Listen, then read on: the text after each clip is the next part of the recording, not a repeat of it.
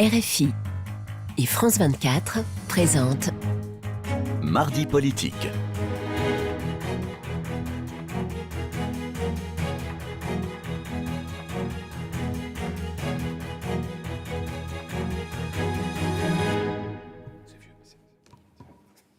C'est l'heure de Mardi politique sur France 24 RFI. Bonsoir Frédéric Rivière. Bonsoir Rosine, bonsoir à tous. Et ensemble, nous recevons Yaël Braun-Pivet, présidente de l'Assemblée nationale. Bonsoir à vous. Bonsoir. Et merci d'avoir accepté notre invitation. 7e jour depuis la mort du jeune Nahel à Nanterre. L'exécutif à l'épreuve du maintien de l'ordre. Opération réussie ? Opération réussie. L'exécutif s'est montré extrêmement ferme, que ce soit dans les opérations directes de maintien de l'ordre dans nos rues, et puis que ce soit dans la réponse judiciaire qui a été rapide et efficace et efficiente. Donc opération réussie, oui. Mais encore fragile quand même à surveiller ? Toujours fragile, mais on voit que les événements sont de moins en moins importants, qu'il y a de moins en moins, les chiffres sont là, moins d'interpellations, moins de voitures brûlées. Donc nous espérons que c'est un retour au calme. En tout cas, il faut que chacun appelle au retour au calme, car il ne s'agit pas de continuer à avoir ces faits de délinquance qui se produisent ça et là dans notre pays. À quoi tient selon vous cette décrue des violences ? Est-ce que vous cherchez, est-ce que vous essayez d'analyser les raisons qui peuvent expliquer que, en effet, depuis quelques jours, ça diminue assez considérablement ? Je crois qu'il y a deux effets combinés. D'une part, l'extrême fermeté, que ce soit des forces de l'ordre ou des autorités judiciaires. Donc beaucoup d'interpellations, beaucoup de garde à vue, beaucoup après de comparutions immédiates pour les auteurs qui sont majeurs et des peines fermes qui sont prononcées. Et donc je crois que cette réponse de maintien de l'ordre et de la justice sont à la hauteur et apportent évidemment un caractère dissuasif à de nouveaux auteurs. Après, il y a aussi le fait que ce qui se passe en ce moment dans nos rues sont le fait de jeunes hommes délinquants. Et donc, il n'y a pas, heureusement, dans nos quartiers, de révolte majeure de l'ensemble des habitants. Les troubles sont le fait de quelques-uns, d'une minorité, qui sont en ce moment mis hors d'état de nuire. Et donc, il est normal que le nombre d'incidents tende à se réduire et nous espérons que cela va se poursuivre. Alors certes, moins de violence depuis 2 nuits, mais un traumatisme pour le maire de L'Haÿ-les-Roses qui a vu son pavillon attaqué en pleine nuit avec sa femme et ses enfants à l'intérieur. Vous êtes, vous aussi, élu local et vous connaissez la réalité du terrain. Les maires se sont sentis seuls et abandonnés, et depuis longtemps, ils en avaient fait même une tribune, abandonnés par l'État central. Est-ce là une faute inexcusable ? Alors, je peux vous dire que les maires avec qui j'échange régulièrement ne se sentent pas abandonnés par l'État central. Bien au contraire. Ils saluent tous l'action résolue de la police nationale, l'action résolue des préfets qui, sur chaque tribune, alors, il y a un mois. Département... Il y a un mois. Mais là, moi, je n'ai pas vu, et ce n'est évidemment pas tous les maires. En tout cas, moi, ceux que je connais reconnaissent cette action résolue de l'État et nous reconnaissons leur action résolue. Vous savez, dans ce genre de circonstances, nous avons besoin d'agir tous ensemble dans la même direction. Et donc, nous ne pouvons pas nous passer des maires et les maires ne peuvent pas se passer de nous. Et c'est ensemble que nous réussirons. Frédéric ? Emmanuel Macron veut comprendre ce qui se passe, il l'a dit, veut se donner le temps de la réflexion, de l'analyse. Vous avez été reçu hier par le président de la République, vous étiez avec le président du Sénat, Gérard Larcher. Est-ce que vous avez l'impression qu'il commence à comprendre, qu'il a déjà un début de réponse ? Et est-ce que vous lui avez proposé des pistes de réflexion ? Alors, pour être exact, nous avons été reçus successivement. Donc, ce sont des entretiens en tête-à-tête, individuels, qui nous permettent d'échanger nos analyses et nos propositions. Et vous me permettrez évidemment de garder ce qui se passe dans ces entretiens entre le président de la République et moi-même. Pour autant, je pense qu'il ne faut jamais tirer des conclusions hâtives ou précipitées. Nous savons que la situation et les analyses qui doivent être faites sont extrêmement complexe. Il faut rentrer dans la nuance des choses, dans cette complexité, ne pas faire d'amalgame, ne pas jeter le bébé avec l'eau du bain. Par exemple, j'entends ça et là dire que la politique de la ville est un échec. Ça n'est pas vrai. Elle n'a pas que des réussites, mais elle est évidemment une réussite de façon globale. Donc il faut analyser, regarder quels sont ces jeunes, quels sont leurs parcours, leurs profils, pour savoir exactement quelle réponse à apporter. Ce qui est certain, c'est qu'il faut que la réponse judiciaire soit implacable, parce qu'il s'agit de jeunes délinquants. Un mot de cette cagnotte dont on parle beaucoup, qui a été lancée pour soutenir la famille du policier auteur du coup de feu mortel contre Nahel mardi dernier à Nanterre. En moins d'une semaine, on est à sensiblement maintenant plus d'1 million d'euros qui ont été déjà récoltés. C'est une initiative qui a été lancée par Jean Messia, un ancien du Front National, qui a participé à la campagne présidentielle d'Éric Zemmour. Cette initiative est jugée extrêmement choquante par de très nombreux responsables politiques, mais aussi d'ailleurs par la famille de Nahel. Pour votre part, est-ce que vous souhaitez qu'elle soit interdite ou suspendue ? Alors, je n'ai à souhaiter ni l'un ni l'autre. Je pense que l'existence de cette cagnotte même peut poser question, mais ce n'est pas à moi de l'interdire ou de souhaiter son interdiction.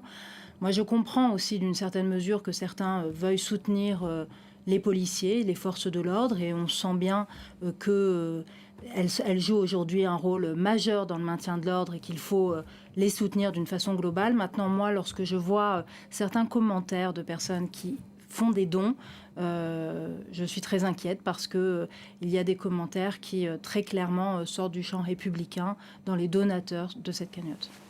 Alors, on va en dire un mot dans quelques instants, mais comme vous vous rappelez la chanson des Inconnus, hein, la banlieue, c'est pas rose, la banlieue, c'est morose. De bons connaisseurs estiment que les cités sont laissées pour compte, même si vous le dites, il y a des associations, des bénévoles qui font un travail souvent remarquable et pour la plupart, manque d'argent, de moyens. Mais ce sont des gouttes d'eau dans la mer. L'action publique peut-elle réparer à elle toute seule, ou il faut une action collective de tout le monde, des parents, des profs, en dehors de la sphère politique, on va dire. Un peu comme pardonnez-moi de prendre même si ça n'a rien à voir, mais le réchauffement climatique ou la politique climatique, tout le monde doit faire un effort. Est-ce que dans les banlieues, ça doit être aussi, chacun doit porter sa pierre à l'édifice ? Mais vous avez raison, chacun doit porter sa pierre à l'édifice. Mais moi, je refuse le fait de dire on fait peu pour nos banlieues. Vous savez, moi, dans ma circonscription, j'ai une ville qui s'appelle Sartrouville, 50 000 habitants. C'est 280 millions d'euros qui ont été mis uniquement sur la rénovation urbaine. Donc faire tomber des tours sur un quartier de 10 000 habitants. 280 millions juste pour la rénovation urbaine. Nous avons fait une cité éducative avec un nouveau collège. Nous avons fait une cité de l'emploi. Il y a une maison France Service pour que les services publics soient présents. Donc on ne peut pas dire qu'on a saupoudré d'argent public. Est-ce que ce sont par exemple les problèmes de barons de la drogue, de guerre de territoire, qui disent venez pas nous embêter sur ce terrain-là, c'est notre...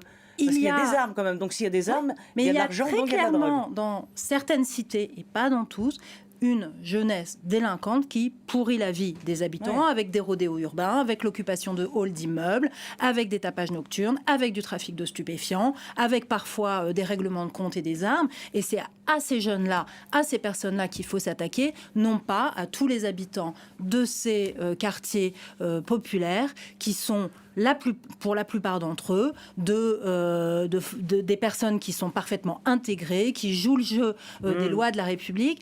Ne faisons pas d'amalgame sur ces sujets-là. C'est important parce que justement, si l'on veut adresser le problème, si l'on veut avoir la bonne réponse à cette situation complexe, il faut que cette situation elle soit bien qualifiée. Mais vous venez d'en parler, vous l'avez dit, beaucoup d'argent est dépensé, des milliards d'euros tous les ans pour la politique de la ville. Mais finalement, à quoi sert cet argent si on en est encore là aujourd'hui et s'il peut y avoir ces flambées de violence qui, nous dit-on, nous expliquent certains sociologues, sont l'expression d'un profond malaise. Mais cet argent, il sert à faire en sorte que la plupart des enfants qui grandissent dans ces quartiers vont faire des études, vont aller au conservatoire, vont aller au théâtre. Il ne faut pas croire que tous les enfants qui vivent en cité sont des délinquants. Bien au contraire, moi je veux montrer que les cités, elles produisent aussi le meilleur meilleurs de la République et rentrons dans la nuance et la complexité des choses. Et donc cet argent, il sert à quelque chose. Allez au Mureau, regardez ce qu'a fait le maire François Garret depuis des années. Il a transformé sa ville. Mais oui, c'est ça la réalité. Alors effectivement, nous n'avons pas tout réussi. Effectivement, il y a encore des cités pour lesquelles il faut faire un travail incroyable. Effectivement, il faut aller plus loin que le dédoublement des classes de CP et CE1. Effectivement, il faut aller plus loin dans l'intégration, dans l'apport de la culture. Mais ne disons pas que nous n'avons rien fait et ne disons pas parce que ça veut dire que l'on met en scène une impuissance publique qui n'existe pas. Quand même, une question. Vous êtes présidente de l'Assemblée nationale et cet après-midi, Elisabeth Borne a violemment critiqué la France insoumise qui a refusé de condamner les violences, les accusant de sortir du champ républicain. Est-ce que ce drame-là et ce qui s'en est suivi il y aura des cicatrices politiques, à votre avis, du côté de la gauche radicale? Moi, je crois que effectivement, la France insoumise, et nommons-les, a une attitude parfaitement irresponsable. Parce que dans une situation comme cela, chaque responsable politique doit appeler au calme, chaque responsable politique doit faire en sorte que les heurts cessent. Parce que dans responsable politique, il y a le mot responsable. Et moi, je trouve que c'est irresponsable de continuer à jeter de l'huile sur le feu, de continuer à légitimer la violence et de considérer que c'est toujours la faute des autres. Vous qui tapez avec votre maillet régulièrement en séance pour les reprendre et les remettre un peu... Non, ça ne m'étonne pas. Ça ne m'étonne pas. C'est dans la continuité de leur positionnement politique depuis un an. Et c'est pour ça qu'ils sont dangereux. Parce qu'ils ont ces appels à la violence continuelle. Et puis, cette culture de c'est jamais la faute des gens, c'est toujours la faute de l'autre. On va parler de politique internationale, puisque vous revenez de Moldavie, vous y avez passé quelques jours tout récemment, notamment pour affirmer votre soutien à la candidature de ce pays à l'intégration dans l'Union européenne. Est-ce qu'il faut, selon vous, compte tenu des circonstances, compte tenu de la guerre en Ukraine, un processus d'adhésion sur mesure pour la Moldavie qui permette d'aller plus vite ? Il faut effectivement se réjouir de voir que ces pays-là, ces petits pays par la taille mais grands par leur histoire, la Moldavie, l'Ukraine, préfèrent se tourner vers l'Europe plutôt que se tourner vers d'autres horizons ou vers la neutralité. Et donc, il faut évidemment les accompagner dans ce mouvement pour l'intégration européenne, parce que cela signifie qu'ils partagent nos valeurs, qu'ils partagent notre vision de l'état de droit. Et donc, oui, il faut être à leur côté et les assister pour que ce processus puisse se faire le plus rapidement possible. Est-ce que ça doit être un processus normal, comme dans une période normale, ou est-ce que, compte tenu de la guerre, il faut encore une fois un processus un peu adapté, sur mesure, pour aller plus vite? Moi, je pense qu'il faut effectivement aller le plus vite possible, compte tenu de la situation internationale et compte tenu de leur positionnement géographique, et puis de la volonté et de la proximité qu'ils ont avec nous. La Moldavie vient d'organiser le 2e sommet de la communauté politique européenne. Ils ont réuni 46 chefs d'État. Ils ont montré ce jour-là qu'ils étaient pour un jour la capitale de l'Europe. Et donc, nous devons être plus que jamais à leur côté, les assister, les aider. C'est ce que nous faisons en allant les voir. Moi, j'ai eu l'honneur de prononcer un discours devant le Parlement moldave. Et puis, nous leur procurons aussi une assistance judiciaire pour notamment mettre en place les processus de lutte anticorruption. Et donc, c'est une diplomatie parlementaire que vous faites là, parce que vous êtes aussi allé en Ukraine, vous êtes allé en Côte d'Ivoire, mais en ce qui concerne la Moldavie, d'abord votre rôle, vous venez de l'expliquer, mais quel gage doivent donner les Moldaves pour cette entrée dans l'Union européenne? Quel gage vous leur demandez? La Commission européenne leur a fait 9 recommandations, les principales portant sur la lutte anticorruption, sur l'indépendance du système judiciaire. Donc, ils doivent adapter leur législation et puis après faire en sorte que cette adaptation de la législation soit effective dans toutes les strates du pays. Ça n'est pas chose facile. Ils doivent également, évidemment, poursuivre leur développement économique et ils ont un vrai enjeu de pouvoir conserver les forces vives de leur pays qui, peut-être parfois trop nombreuses, quittent la Moldavie pour venir justement en Europe. À quelle échéance pensez-vous Voilà. que la Moldavie pourrait entrer dans l'Union européenne? Alors, ils ont le souhait de rentrer à horizon 2030. C'est extrêmement rapide et Oui. ambitieux. Beaucoup plus Mais, court qu'un processus voilà. traditionnel. Mais voilà, tout à fait. Mais je pense que nous pouvons les accompagner sur cette trajectoire parce que voilà, ils manifestent tellement cette envie de rentrer en Europe et ils sont tellement proches de nous. C'est ce que nous pouvons constater aussi lorsque nous nous rendons sur place. Ils sont très proches de nous.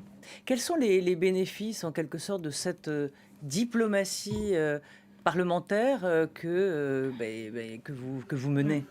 Alors en fait, l'intérêt, c'est que finalement, lorsque nous parlons de parlement à parlement. Et cela signifie que nous parlons de peuple à peuple. Nous représentons la diversité des territoires de chacun de nos pays. Nous représentons aussi la diversité politique. Moi, je m'attache à ce que chaque fois, la délégation que je conduis soit une délégation transpartisane. Et donc ça aussi, c'est un message que nous envoyons au monde et à ce type de pays, c'est que nous pouvons faire front commun avec nos oppositions lorsque les enjeux l'exigent. Et cette diplomatie parlementaire a cette richesse due à sa diversité politique et de territoire. Sur la Moldavie, vous pensez pouvoir vaincre les réticences de l'Allemagne qui, pour l'instant, ne montre pas forcément une grande volonté d'accélérer les choses, et en raison en particulier du problème de la corruption, qui est un problème récurrent là, au moment des intégrations pour un certain nombre de pays de l'Est. Mais tout à fait, on voit bien que cette question de la corruption, de l'indépendance de la justice est absolument centrale. Mais ce que j'ai pu constater, c'est des efforts extrêmement importants menés notamment par Maia Sandu, la présidente de Moldavie, sur ce sujet-là. Elle a bien conscience que c'est une question primordiale. Et il ne faut pas faire de concessions sur ces sujets? Il ne faut pas faire de concessions parce que l'adhésion à l'Europe, ça n'est pas uniquement l'adhésion à un marché. L'adhésion à l'Europe, c'est l'adhésion à des valeurs, aux principes fondamentaux de l'état de droit. Et les principes fondamentaux de l'état de droit, c'est évidemment une indépendance de la justice, l'indépendance des médias, évidemment, et également cette lutte anti-corruption qui est finalement le corollaire de l'indépendance de la justice. Est-ce que vous considérez que certains pays, je ne parle pas de la Moldavie bien évidemment, mais est-ce que c'est une façon de protéger ces pays de manque de démocratie, parce qu'on le voit de plus en plus, la démocratie est fragile en Europe. Exactement, la démocratie est fragile, mais justement, en fait, le fait de les accompagner dans des processus d'adhésion permet de renforcer la démocratie, parce que ces processus d'adhésion permettent de nous dire les choses et de voir que nous sommes attachés à un certain nombre de valeurs et que les valeurs de l'état de droit ne se négocient pas en Europe. Merci, Yael Braun-Pivet. Merci à vous. Merci beaucoup d'être venu sur le plateau de France 24 et RFI, et merci à Camille Néran et à Flore Simon d'avoir préparé cette émission, et bien sûr à toute l'équipe technique. Merci.